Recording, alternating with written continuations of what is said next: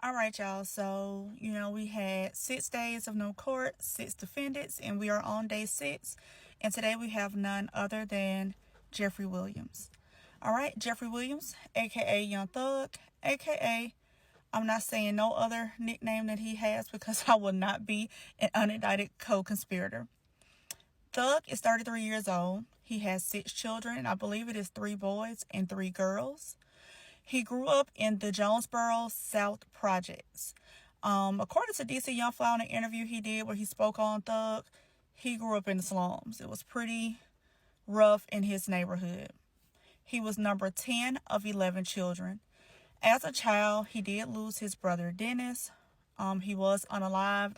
I really don't want to touch too much into that situation.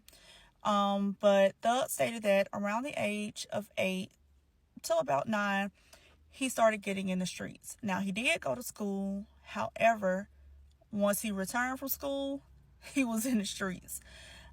He went to middle school, and while in middle school, he got into a physical altercation with a teacher.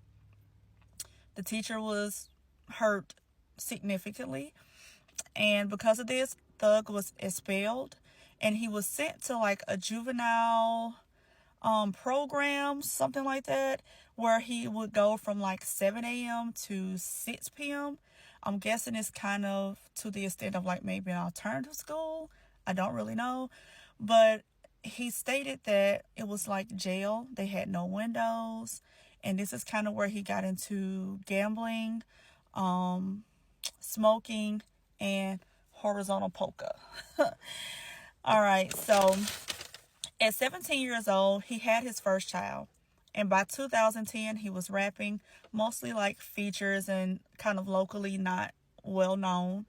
But in 2014, with the song Stoner and Danny Glover, he had his breakout moment. Thug was no longer a local rapper. He was getting played just about everywhere. Well, let me say everywhere in the South because they played him heavy in the South. This is also the year that Birdman put together the whole Rich Gang thing where Rich Homie Quan and Young Thug collabed together. With this collaboration, they brought us the song Lifestyle, and they kind of had us hooked at that moment. We wanted more. We were waiting for more songs, more projects. And right when things were getting good, right in the midst of their songs dropping, Street Life in Atlanta basically ended this duo before they could actually go further. January 2015, Young Thug rents a car for Woody. January 10th, 2015, the car that Woody had from Thug allegedly was used in the unaliving of Donovan Thomas. Just a little insight here. Donovan Thomas was connected to Shell Kale. He was connected to Lucci. And it's also Rich Homie Quan. And in February 2015, Rich Homie Quan announced that he was stepping away from Rich Gang. This led to Thug saying this. You saw the fucking video, man. This stupid lame nigga that bitch Homie Quan. And then it led to Rich Homie Quan saying this.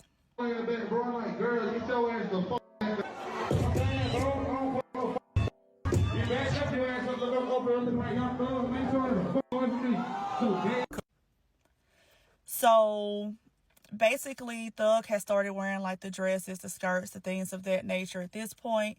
And I'm guessing the fact that he once considered Rich Homie Quan his brother, had his name tattooed on him. For him to say that, he felt hurt.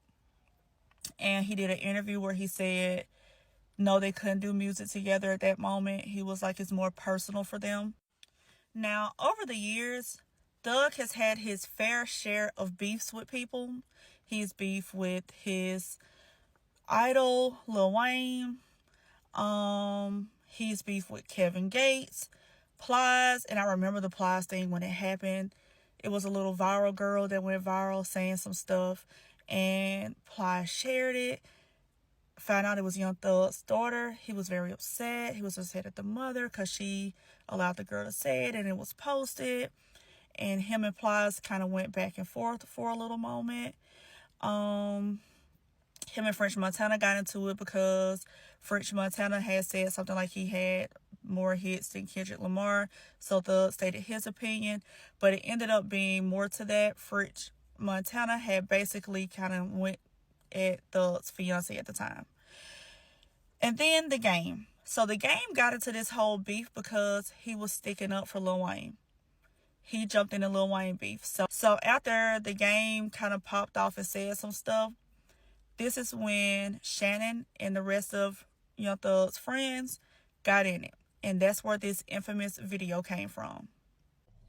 That same shit that got Big in Tupac.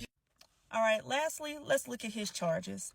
So in 2015, he was arrested for threatening a security officer at the mall. Okay, and I'm guessing somehow that he was supposed to show up for court. He didn't show up for court or something to that nature. And they went to his house to get him, and they raided his home. When they raided his home, they found mouse catules and drugs. However, they had to drop that because it was an illegal raid. Also, in 2015, he was mentioned in the indictment regarding Lil Wayne's tour bus. However, him nor Birdman were charged. The person that was eventually charged with this was a person of Birdman's rich gang group. Okay, so then in 2017, he stepped back into the media. Don't know how old y'all are, but I remember all this stuff. He allegedly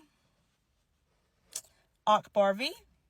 Those charges were dropped due to lack of evidence. So there is a video. Out of respect for everybody, I'm not going to post a video. Y'all not going to have Akbar coming from me. But in the video, it really doesn't show him doing it. It shows them arguing. And then the person who was recorded shift the camera. And after the camera shifts, you hear everybody saying what allegedly happened. Okay. So, and yes, I got my notes. Y'all hear it. Also in 2017, after being stopped for tent in a car that Gunna was driving, he picked up charges of possession with the intent to distribute and a possession of a mouse catule. Gunna was also arrested in this incident.